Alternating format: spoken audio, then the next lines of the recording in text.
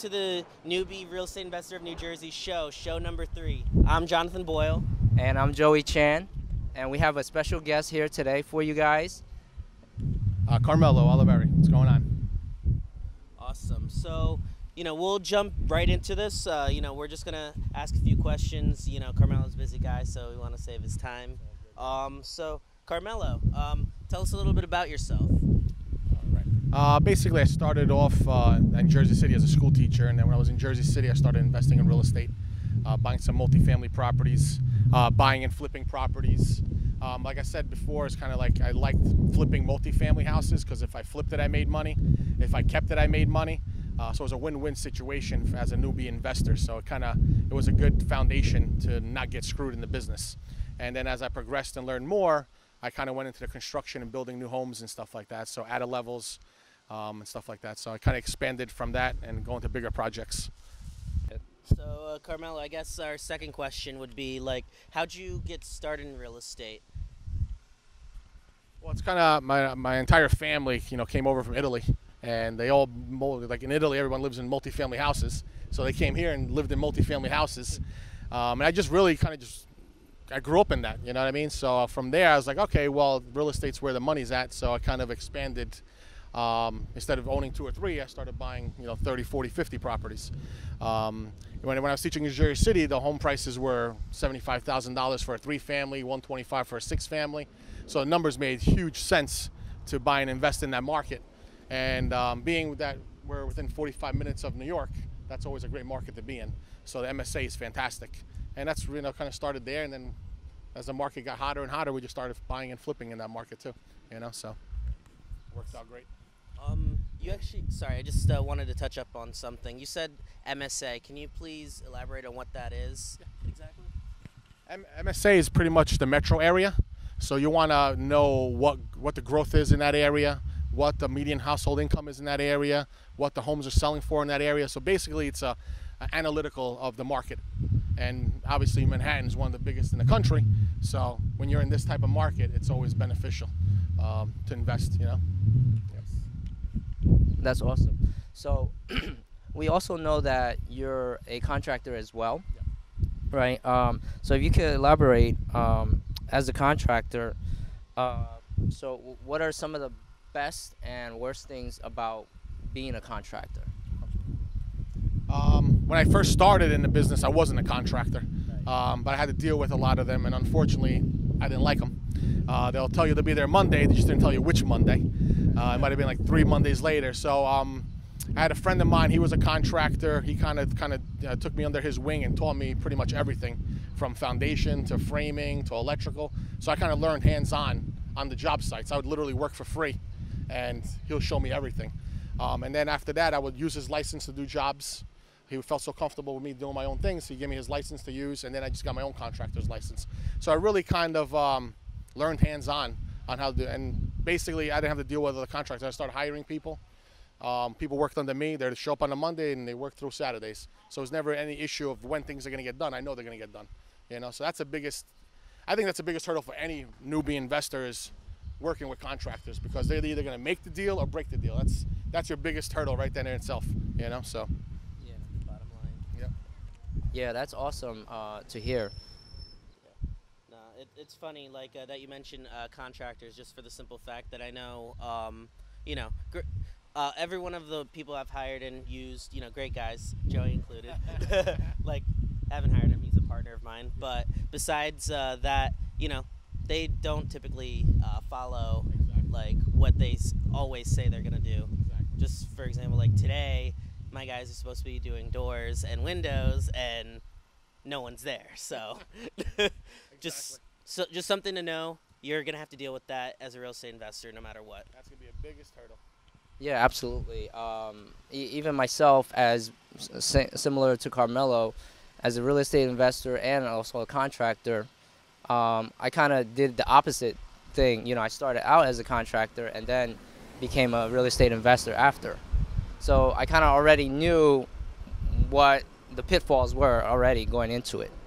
So next question is, what specifically do you do in real estate? And if you could elaborate a little bit on that, the type of investing that you do in real estate?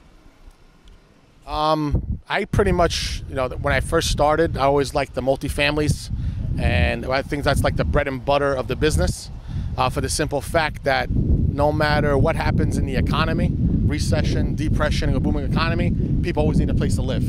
So I owned, probably when the last recession happened, I had maybe 40 or 50 apartments at the time, and I ended up losing probably almost $300,000 on flips. But I didn't care because I knew the next month the rental was coming in. You know what I mean? So that was a great foundation to starting off in this business, because people always need a place to live. And when the market tanked, in that instance, I had 5 properties under contract, had the short sale one house that I put almost $200,000 into my own cash. So that's always, I think, if you're looking to do this business, I would definitely get into the multifamilies first to start off.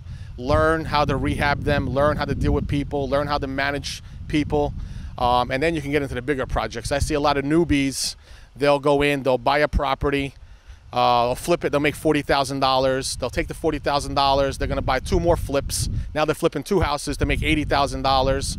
Then they're going to flip that, make 80, and they're going to buy 2 more houses. Now they're flipping 4 houses. The economy tanks and they lost everything. All the original investment is completely gone.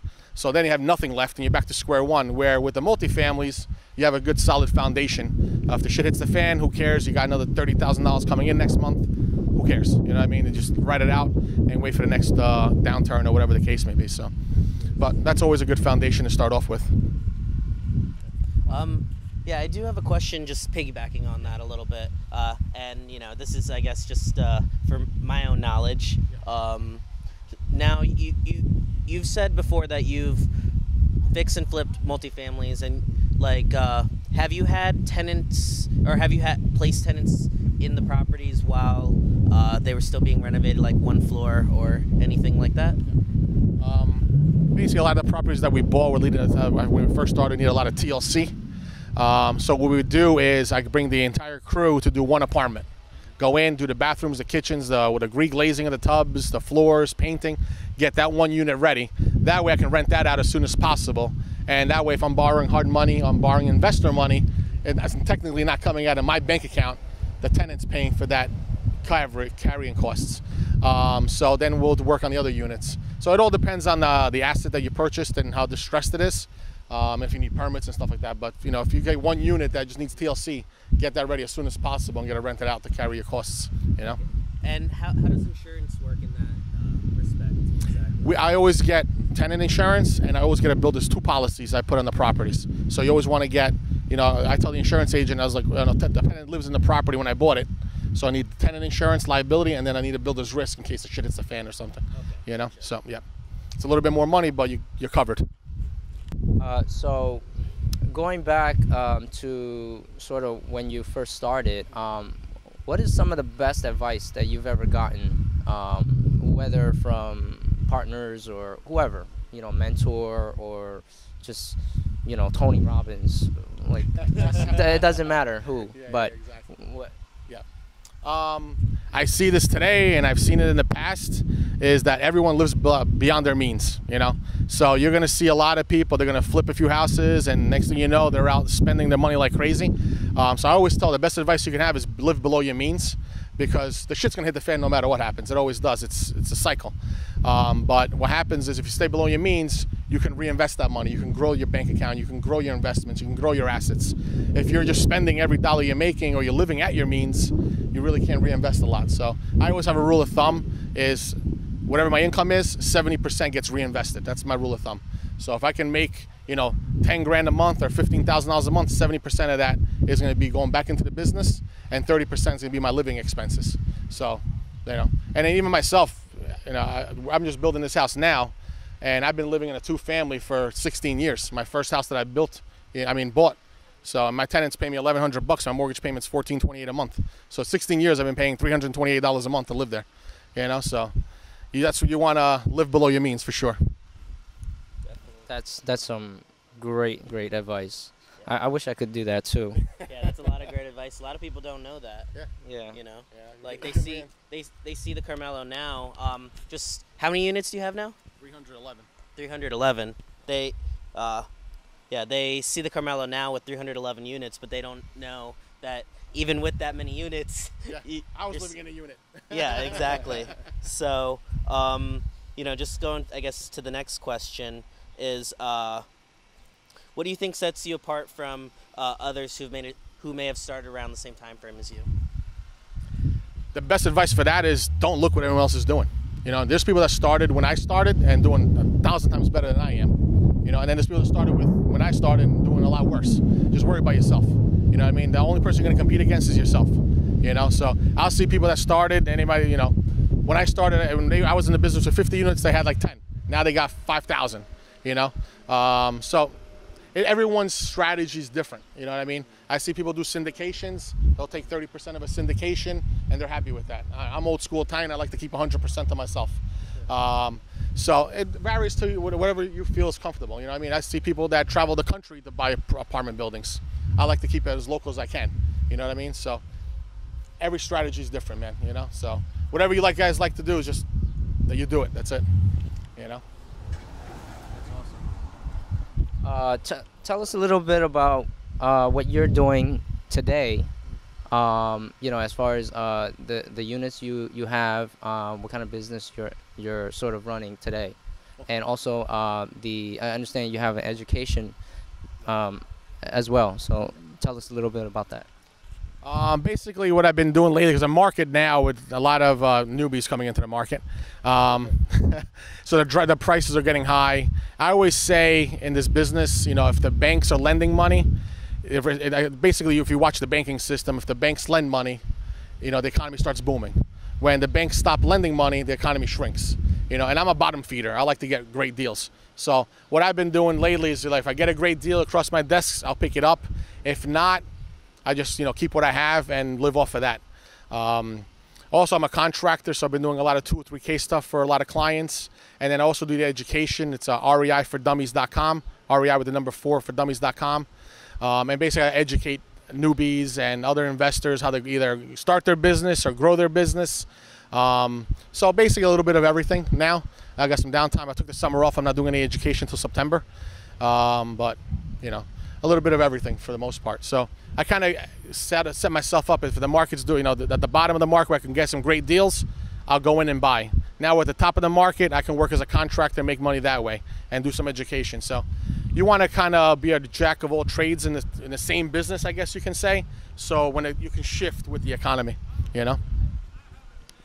That's some awesome advice right there.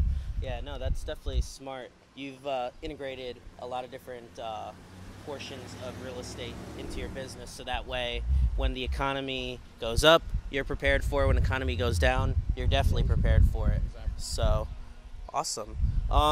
And you know, we won't take up too much more of your time, so I guess like one last question for you is, like, what piece of advice would you give the people who want to start today? Yeah. Due diligence. If you're going to partner with somebody, make sure the person you're doing partnership, everything's in black and white. I don't care if it's your brother, your sister, because when money is involved, the shit always hits the fan. You know what I mean? If you're like I said, a contractor is going to make or break that deal no matter what. So that's your biggest hurdle that you're going to have is the contractors. So make sure whoever you're hiring isn't some scam artist or whatever. Because I always say cheap is expensive, expensive is cheap. So if you're getting a great deal in a rehab, it's not going to be that great of a deal. So I think that's your biggest challenges you're going to have as a newbie investor. And then finding the deals, really. Just sourcing the deals. In this market, it's kind of tough. But, you know, you'll get it done. That's for sure. Yep. Great, thank you. So that concludes today's podcast. You'll find Carmelo's information on the bottom of the YouTube channel in the description, and same with the podcast description. Or heck, if you need his information, Carmelo, where can they find you? You can visit this Oliveri Development or REIfordummies.com. That's REI with the number 4 dummies.com, and you can reach out to me there. Awesome. Great, thank you. Thank you. Guys. Thank Hey, you. Thanks for having me. Anytime, bro. Anytime, man. Thank you. Sounds good.